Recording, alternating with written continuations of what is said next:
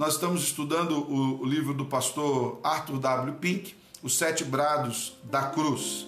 Nós já vimos aqui 3 palavras que Jesus direcionou a pessoas enquanto ele estava pendurado no madeiro, no momento da sua crucificação. Primeira palavra, Jesus falou ao Pai, mas direcionado aos seus algozes, aos soldados que ali estavam, infringindo a ele o sofrimento, aplicando a ele a penalidade da morte de cruz. Jesus direcionou uma palavra de perdão, diz: Pai, perdoa-lhes porque eles não sabem o que fazem.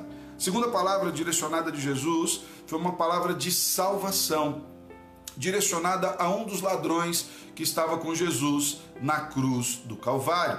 Um dos ladrões penitente, reconheceu seus pecados, foi atingido pela graça, confessou Cristo como Salvador e pediu: Senhor, lembra de mim.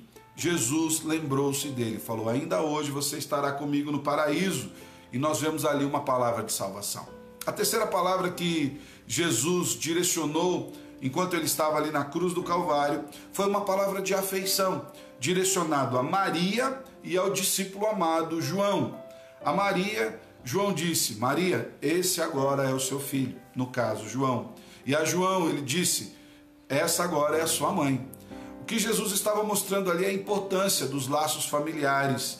Provavelmente José, seu pai, já estava morto, e Jesus, mesmo na cruz do Calvário, mostra a importância da família ao preocupar-se com a sua mãe e entregá-la aos cuidados do discípulo amado João. Hoje, no entanto, nós vamos ver 2 palavras, e as 2 palavras estão ligadas ao peso do pecado, àquilo que o pecado produz no ser humano e a grande tarefa de Cristo Jesus na cruz do Calvário para nos livrar do peso da culpa e da condenação do pecado. As 2 palavras são uma de angústia, quando Jesus direcionou ao Pai, e a outra palavra foi uma palavra que Jesus direcionou às pessoas que ali estavam, é uma palavra de sofrimento. Por que angústia e sofrimento? Hoje que nós estamos aqui nos relembrando da morte de Cristo, muito provavelmente a uma hora dessa, ele estava expirando, dizendo: está consumado. Pai, em tuas mãos entrego o meu espírito. Ao meio-dia de uma sexta-feira, no Monte do Calvário, no Gólgota, o madeiro do Salvador Jesus estava lá, exposto para todas as pessoas. Ele, no meio de 2 ladrões condenados pelos seus pecados, ele sem culpa, sem pecado, Cordeiro puro, Cordeiro santo, Cordeiro perfeito de Deus, que veio para tirar o pecado do mundo.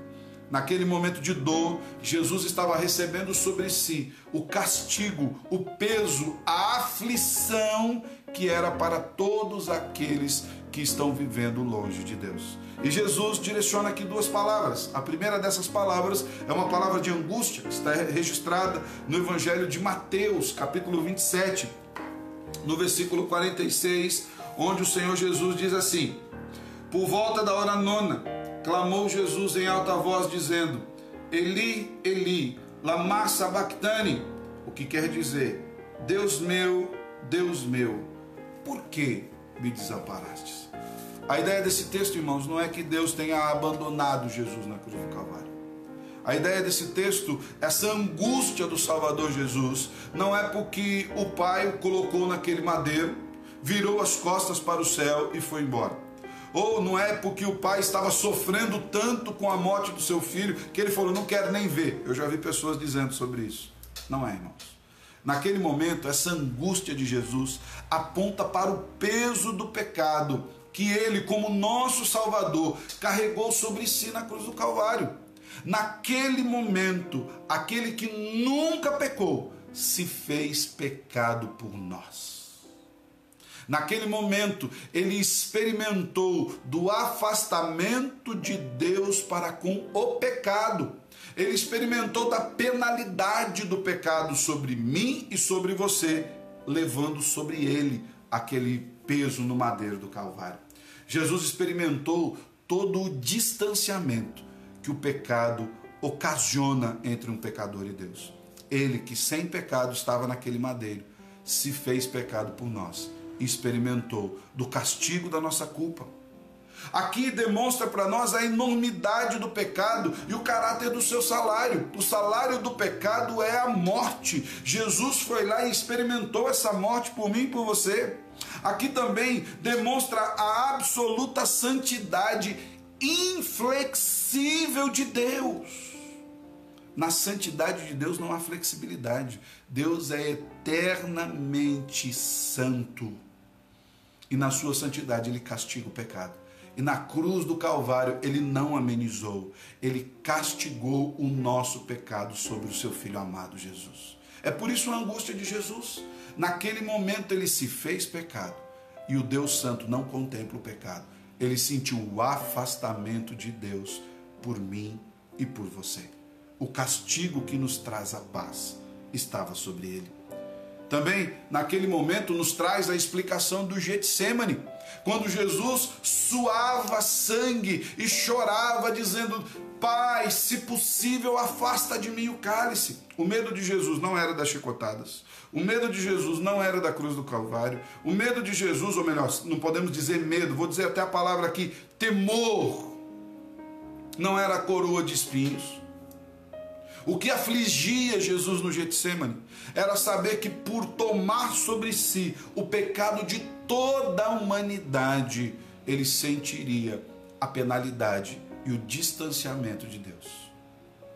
E essa é a penalidade, irmãos.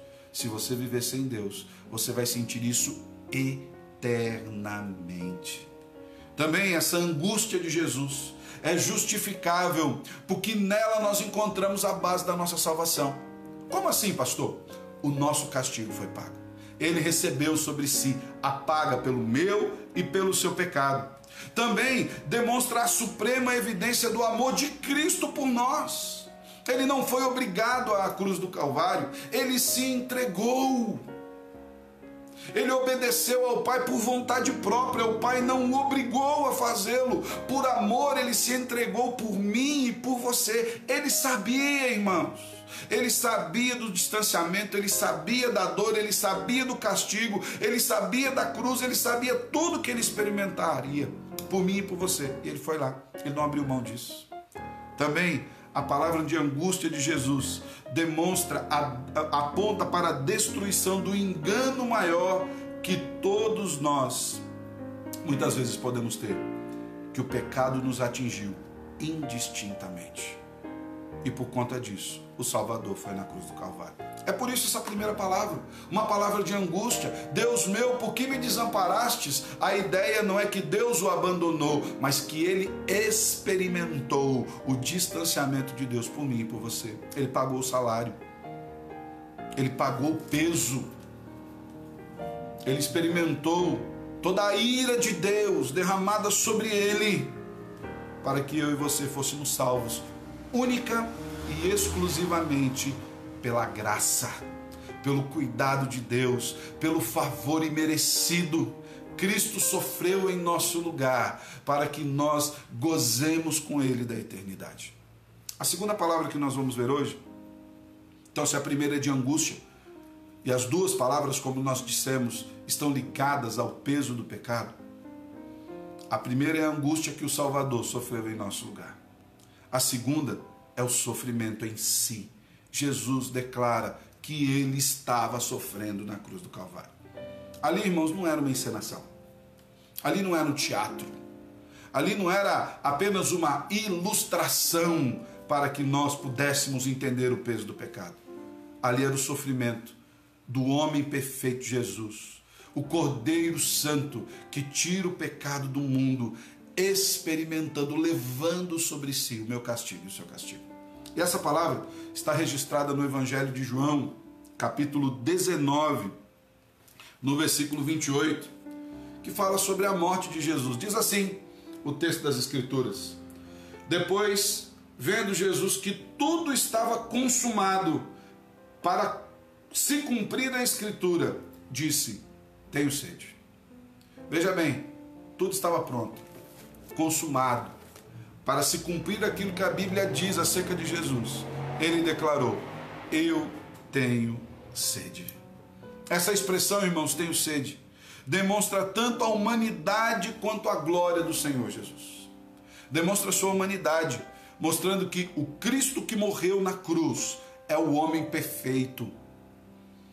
É aquele gerado pelo Espírito no ventre de Maria, aquele que cresceu, que viveu, que foi batizado aos 30 anos, que teve 3 anos de ministério público, que pregou e viveu o Evangelho, que é Ele mesmo. Ele é o Evangelho, que salvou, que curou, que ressuscitou mortos, que advertiu contra o pecado, que pregou contra os fariseus, que andou no nosso meio, que empoeirou os seus pés com a poeira de Jerusalém e de toda a Judéia. Esse mesmo sofreu por nós, sofreu no nosso lugar. Ele diz: eu tenho sede. Isso mostra a humanidade de Cristo. Muita gente imagina que Jesus não pudesse ser um homem, tendo corpo como nós. Pelo contrário, ele veio como homem. O Evangelho de João já nos diz isso. Ele é o Verbo encarnado de Deus. E também nos mostra a sua glória. Porque ele, sendo Deus, mesmo sendo Deus, não abriu mão de sofrer em nosso lugar. Mesmo sendo Deus, ele não fez a escolha mais fácil. Mesmo sendo Deus, ele se submeteu ao nosso castigo para nos mostrar a grandiosidade da sua graça, da sua glória, do seu poder em salvar a mim e você. Essa é a expressão de quem sofria exaurido pela sua obra completada e ao mesmo tempo a expressão de quem ansiava para a volta ao lar eternal. Salvação não foi uma coisa simples não, irmãos. Isaías capítulo 53, versículo 11, diz que o Senhor Jesus veria o fruto do seu penoso trabalho. Foi um trabalho muito difícil. Morrer na cruz não é algo simples não. Entregar a vida por pecadores não é algo simples não. É algo sério, é algo profundo. E nós não podemos deixar que isso passe despercebido por nós. Porque aquele sofrimento é ocasionado por conta do nosso pecado. Então nós precisamos abandonar a vida de pecado. Por que nós precisamos abandonar? Porque já não somos mais escravos do pecado. Jesus nos libertou. Ele já morreu. Ele venceu o pecado, a morte. Domingo eu vou pregar sobre isso em Apocalipse. Apocalipse capítulo 1, quando João tem a visão de Jesus. Jesus diz: eu sou aquele que tem as chaves da morte e do inferno. Eu venci. O sofrimento de Jesus é a prova da humanidade de Cristo. É a prova que ali naquele madeiro ele sentiu a dor, ele sentiu o peso do castigo, ele sentiu a angústia, ele sofreu, ele teve sede, ele foi esmigalhado, esburdoado por mim e por você. Também aponta para a intensidade do sofrimento de Jesus por nós. Talvez um dos filmes que melhor retrata esse aspecto do sofrimento, ainda que esse filme esteja muito retido à questão do sofrimento, e nós como cristãos não celebramos o sofrimento, mas celebramos a ressurreição. Mas um dos filmes que retrata sobre o sofrimento é o filme A Paixão, de Mel Gibson. É mais ou menos aquilo ali mesmo, que Jesus sofreu em nosso lugar. É aquele o castigo por conta do pecado. Também nos mostra a reverência do Senhor pelas Escrituras. Mesmo na cruz do Calvário, Jesus preocupou-se em cumprir o que estava escrito. Para a glória de Deus. Era por amor a nós, mas para a glória de Deus. Nos mostra também a submissão do Salvador à vontade do Pai. Diga-se de passagem, o apóstolo Paulo diz que esse deve ser o sentimento que nós devemos ter, como foi o de Cristo Jesus, que foi obediente a Deus em tudo, até a morte, e morte de cruz. Ele não abandonou a cruz. Ele não abandonou o sofrimento porque era muito difícil. Ele obedeceu ao Pai até o fim. Também aponta para como Cristo pode se solidarizar com o povo que sofre. Irmãos, se tem alguém que entende de sofrimento, esse alguém é Jesus. E aqui nós não estamos falando de política. Essa solidariedade não tem a ver com ideologia, tem a ver com o amor constante de um Deus que é misericordioso, que não precisa de nada que nós tenhamos a oferecer e que ainda assim entra no nosso sofrimento, se compadece, resolve sofrer com a gente, para que a gente entre na sua glória eterna e viva com Ele. Também isso nos mostra a expressão de uma necessidade universal. Todos nós deveríamos ter sede de Deus. A sede de Jesus não era apenas a sede física, era a sede de voltar para casa, de voltar para o lar. Nós vemos isso em Jesus, vemos isso também no apóstolo Paulo posteriormente, quando ele fala, olha, para mim viver é Cristo, morrer é lucro. Se eu pudesse, eu já estava no céu com o Senhor.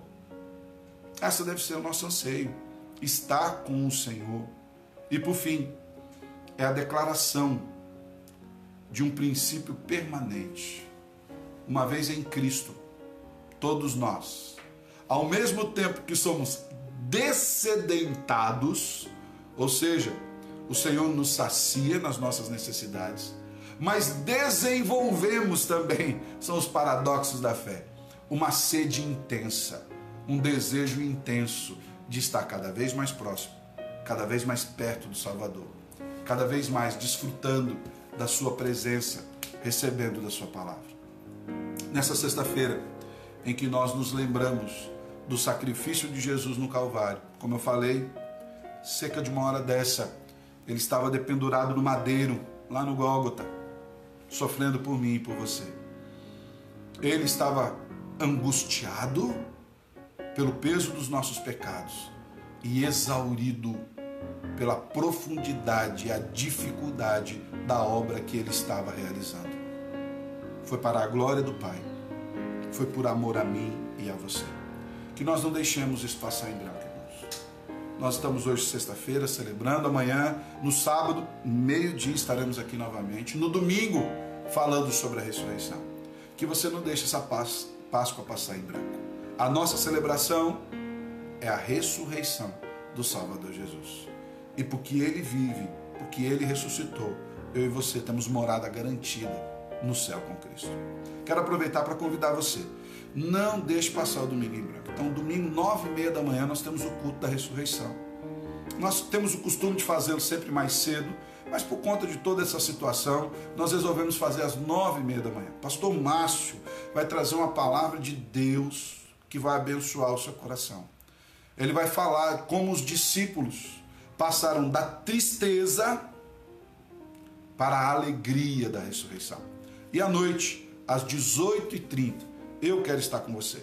Eu quero falar com você sobre a visão maravilhosa do Cristo glorificado.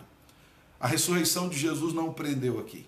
Ele está sentado no trono, à destra de Deus, reinando, governando, Ele que venceu. E eu quero compartilhar com você essa palavra. Nós queremos que você tenha esperança. Nós queremos que você reconheça a grandiosidade da obra do Salvador Jesus. Tá bom? Nós vamos orar. A gente vai terminar esse momento devocional orando. Agradecer a todas as pessoas que estão conosco aqui, ó. Eu parei na Bel, né? A mãe, a Bel. Deixa eu falar aqui todo mundo que eu estou conseguindo ver aqui. A Paty, minha esposa.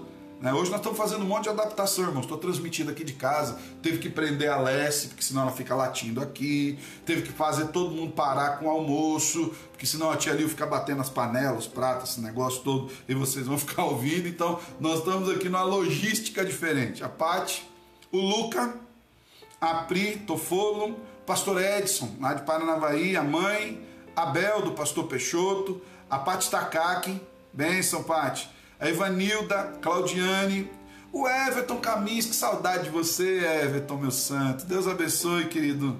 Saudade muito. A Evelyn, né? A Evelyn tá lá com a bebê. Não sei se a Evelyn já voltou a trabalhar ou não. Estamos orando, inclusive, por você, Evelyn. Deus abençoe. O Reginaldo Ins. Deus abençoe, Reginaldo. A Cris, do Diácono Joaquim. Pastorzão Gleidson, da IPR, lá de Cuiabá. Amigão do mestrado. Deus abençoe, meu irmão. A Gigica, minha filhota. Dona Cleusa Godoy, Deus abençoe, viu? Muito bom estar com vocês nessa manhã. Também temos no Insta o evangelista Cleverson, o Júlio, o Vitor, a Vitória e a Késia, se eu não me engano, tá? Eu não consigo ver direito o Insta, irmãos, eu ainda sou da época do Facebook. É só você ver a cor da barba aqui que você já vai imaginar a minha dificuldade com essa tecnologia. Vamos orar, irmãos, pedir que Deus nos abençoe. Pedir que a graça do Senhor esteja sobre nós, lembrando dos nossos irmãos que estão enfermos, dos nossos irmãos que estão passando por necessidade, dos nossos irmãos idosos. Eu queria tanto visitar esses irmãos. Eu estava conversando com o pastor Heber Carlos de Campos, que era um dos pregadores que viria pregar no nosso aniversário. O pastor Heber, se eu não me engano, tem 75 anos, ele é cardíaco, diabético, Estava conversando com ele, falou, não, pastor, vou sair visitar os nossos irmãos. O pastor Heber disse bem alto do telefone do outro lado, não vá! Não vá, você vai matar os nossos velhinhos. Ele falou, você pode ter um reagente e ser assintomático. A doença é grave para aqueles irmãos que têm mais idade. Eu falei, tá bom, pastor. Inclusive, essa semana, nós temos ligado para os irmãos, viu? Então, você vai receber uma ligação aí do pastor aí, a gente tem ligado para você, orado por você. E se você precisar de alguma coisa, entre em contato conosco, tá bom? Esse é o nosso desejo, que Deus abençoe a cada um de vocês. Se você puder ir na sua casa, feche os teus olhos, baixa tua cabeça, vamos orar, agradecer a Deus por esse momento, pedir que Deus abençoe nosso almoço, pedir que Deus visite as nossas igrejas e que o Senhor trate dos nossos corações nesses dias. Como eu sempre falo, distanciamento físico, mas uma proximidade de coração, de comunhão com o Senhor Jesus. Não é o ideal estarmos online, é um paliativo, isso não troca a nossa comunhão física, a nossa proximidade, mas nós sabemos que um dia, ou aqui, ou na glória, estaremos todos juntos, celebrando novamente com o Salvador. Vamos orar? Obrigado, Deus, pela Tua graça. Obrigado, Senhor, porque o Senhor nos dá esse meio de nós nos comunicarmos, Deus. Não é o ideal, mas nós Te louvamos porque o temos, porque podemos compartilhar da Tua palavra, do Teu Evangelho. Queremos lhe pedir, Senhor, que o Senhor abençoe a cada casa, cada irmão, cada irmã, cada pessoa que está assistindo essa live, de maneira que a palavra pregada, Senhor, encontre lugar de morada no coração. O nosso Salvador Jesus sofreu angústia. Nosso Salvador Jesus enfrentou o sofrimento, tudo por conta do nosso pecado. Que nós, de fato, entendamos, sejamos atingidos pela graça, nos arrependamos e entreguemos a vida a Ele, Senhor, de uma maneira bastante completa em todos os aspectos e em todas as áreas. Quero lhe pedir também que o Senhor abençoe a mesa de cada um. Que esse almoço que estamos agora para receber, ou aqueles que já almoçaram, Deus, seja recebido com alegria, que seja recebido com gratidão ao Senhor, por saber que o sustento do Senhor nunca nos tem faltado. Abençoe também esse final de semana, que ao celebrarmos a Páscoa cristã, lembremos que na ressurreição de Cristo, todos nós também ressuscitamos. Se na sua morte nós morremos com o pecado, na sua ressurreição, nós recebemos a vida eterna e vamos morar no céu. Abençoe cada pessoa que está assistindo. Derrama graça sobre a sua igreja. Visita os nossos irmãos que estão enfermos, aqueles que estão trabalhando na área de saúde. Enfim, visita a tua igreja, Senhor, nas suas necessidades. É assim que nós oramos em Cristo Jesus. Amém e amém. Meu irmão, minha irmã, Deus abençoe você ricamente. Depois eu vou pegar esse vídeo, vou editar, vou colocar no YouTube também. A gente ainda não está conseguindo fazer transmissão no YouTube, Facebook e Instagram. Quem sabe logo a gente chega lá. Que Deus abençoe, uma ótima sexta-feira. Te encontro amanhã, meio-dia, aqui nas nossas redes sociais, Instagram e Facebook. Que Deus abençoe, fique com Cristo Jesus. Um abraço.